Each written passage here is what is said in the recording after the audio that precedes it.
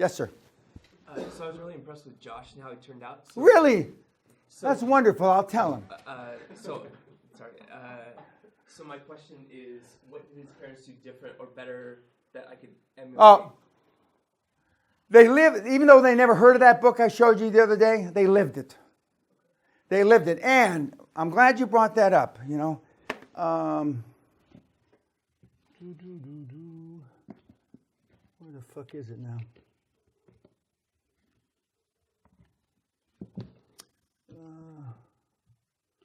Here we go. This parenthood shit isn't new. What does that say? Battle Hymn of the Tiger Mother. Written about 10 years ago about an aggressive Chinese mom who beated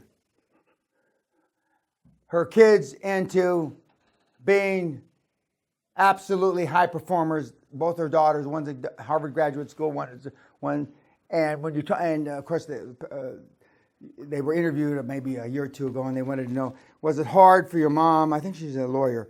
Was it hard being raised by your mom? Basically, the kids had no rights. And they says, no.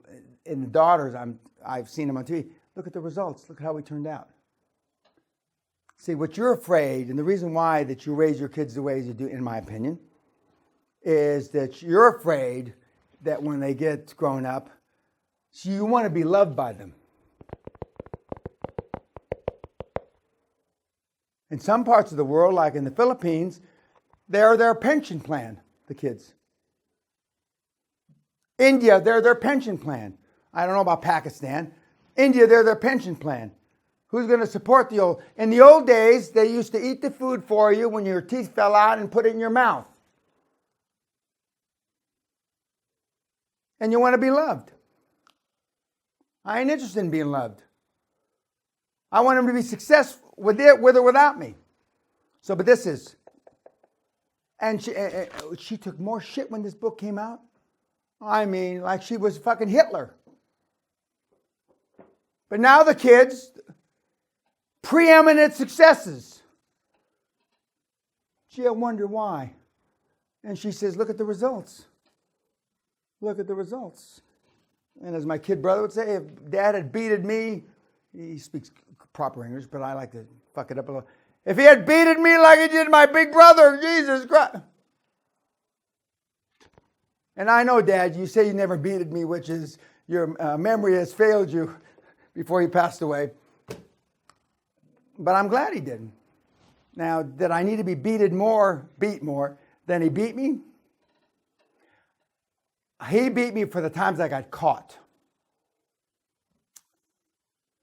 Needless to say, that wasn't every time that I deserved a beating, because I did some ugly shit. And some people say I rebelled against my dad, and you know that, which is there's 100% truth in that. I did, because I didn't like having such a strict father when everybody else was a loosey-goosey fuck.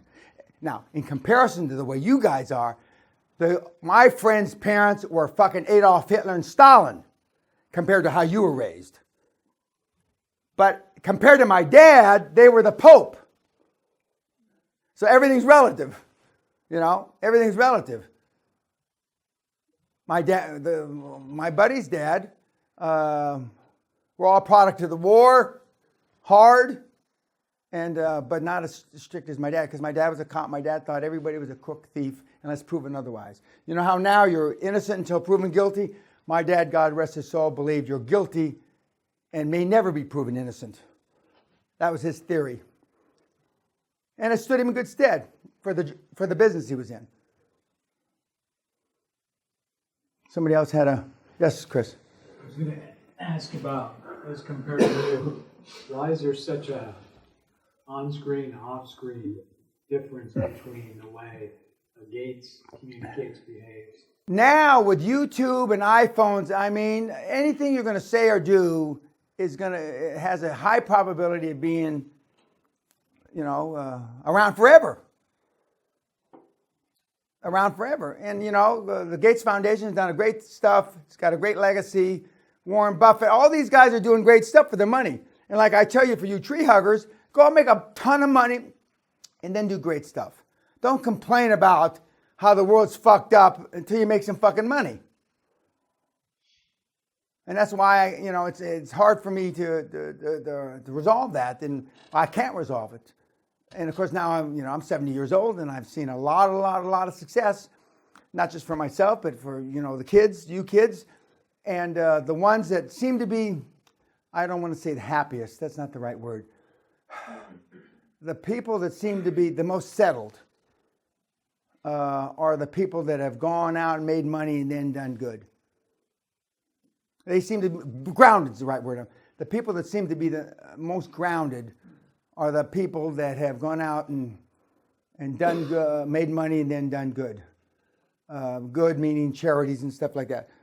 And my wife and I, Sally, are involved in a lot of charities, as I've told you. Yes? It wasn't specifically about that, it was a back step. So Okay. I'm going to carry on with this story, that's cool. But I was going to say, so what's the average and what's the fastest exit time of your mentees? Ask me it again, please. So what's the average and what's the fastest time for an exit? The slowest is 13, 14 years. The quickest is probably 36 months. And I don't think, it'd be tough to put an average, because I wouldn't average 3 years and 13 years. But see, the real question is, which I know that you will figure out before the seminar is over, is how do you determine when to get out? The market tells you. The marketplace tells you. Better write that down, Chris. Quick. The marketplace tells you. You don't tell the market. Now's not the time to be getting out of energy assets, for example. But I know Mr. Bakersfield knows that. I don't see why people, even if oil goes down to $5 a barrel, now's not the time, because it's auction prices. The time to get out of energy assets was when it was $100 a barrel. When I said to get out, I might add. But you said you always exit early. Yeah, but early oil went up yesterday, maybe one. Early is not $35 a barrel. Because I don't know if it's going to go to 5, 10, or 15, or 20, but I did know at 100, it wasn't going to 200. And anybody, I don't know, I remember in the summer of 2014, whatever you're fucking smoking, give me some of that shit, as long as it's not addictive. Because I want to hallucinate too. I want to hallucinate too. And Ask another question. Sure. Back to that quickly. So, from the point of view of obviously the big money comes when the exit comes, but can you give yourself a salary as soon as the point? absolutely. Yeah. Absolutely. Now, if you roll 5 bad deals in a row, you can't. But I mean, assuming you get out in the first 1 or 2 deals, yeah, you'll pay yourself a salary. And one of the deals that we did last year, they wanted to pay bonuses to all the directors, and I said, I don't want my bonus. You spread it out to the other guys. Which isn't likely what you'll say, but maybe you would say that, but maybe. Yeah, it's not likely. But yeah, and some of the deals I'm in, they pay honorariums, meaning they pay when you show up at a director's meeting, they give you $500 or $1,000 or whatever for the meeting. And when I go to all these meetings, I pay my own expenses. But I'm not the normal director. I don't, when I say at the Ritz, I pay my own. I don't expect the company to pay for me and all that. So in that regard, I'm a cheap director. I'm a cheap date. Because I'm going to see a bunch of people, and and I don't think it's right for me to get money out of these companies in the startup. But I don't know anybody else like that other than me. Yes? Can a monkey read the market and learn when to get out? Ken, say it again? Can a monkey read the market and learn when to get out? Yeah. And it's not by reading newsletters or following these other guys that pontificate about the market. But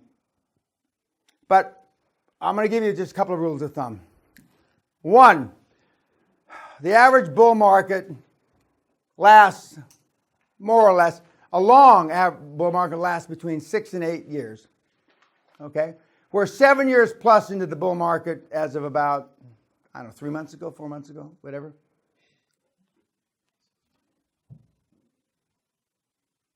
You don't have to be a genius, okay? So maybe there's a 10 or 15% chance that the bull market's going to go 9 years and set a record. I wouldn't bet on that. So today's the best time to start the QLA, right? Well, yeah, the market's collapsing. I invented QLA when I had no fucking money, and the market was collapsing. Yeah, this is the time. You have to pucker up your panties, suck up your pantyhose a little, but I mean, yeah, this is. But I said the time was when they were going to stop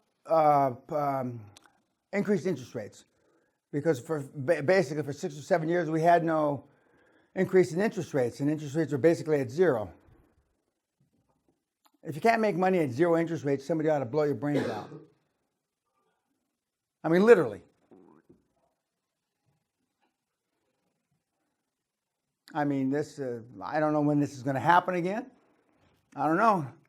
But I believe, and I could be proven wrong, the Federal Reserve, the Fed is reluctant to raise interest rates. Because there's a lot of pundits, I'm not saying I'm one of them, that think that they shouldn't have ratcheted it up this last quarter, just a quarter of a point. But if a quarter of a point kills your deal, you got a shit deal. You got a shit deal. And again, we're looking at making thousands of a percent on our money, not 8%. Another question. We never got around to a fucking role play, but anyway, go ahead. By bull market, you mean financial cycle? Correct. Yeah. Correct. Financial cycle. And I do believe that the old rule of thumb that gold counters the market and inflation, I think that model is kind of dead now. It's not as relevant as it used to be. And but we've been in a bull market for 7 fucking years. What do people think? It's going to be 27 years? I mean, what are people thinking? Really, what are they thinking? What is the reason for a bull market to last another 3, 4, 5 years? Why? You give me one fucking reason. There isn't any. But people want to, just like you want to believe. And you want to believe some of this shit doesn't affect you. People are basically fucking delusional. And who made you delusional? Your fucking parents made you delusional. And who made them delusional? Your grandparents made them delusional. Because you want to believe things are good. There used to be a saying after World War II, a chicken in every pot. And I forget what the fuck it was, something else. After the big war.